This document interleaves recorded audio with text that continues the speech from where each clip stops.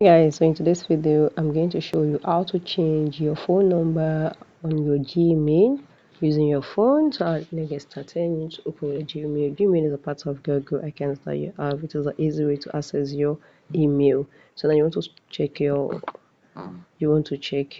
on your number, you want to change it. So let's get started. How do you go about it? So once you open your Gmail, what you need to do is click on this your three line. Once you click on this three line, click on settings.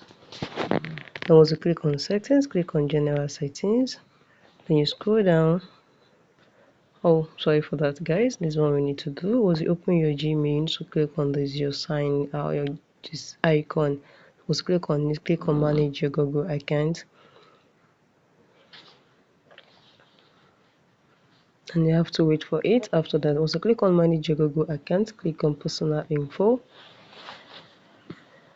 Then under your personal info, scroll down, you're going to see contact info. Click on contact info and you're going to see all your number that is being added to your Gmail. And here it is. You can change any number here. Just click on the number here. Once you click on the number, you can see these are the numbers added to my Gmail account.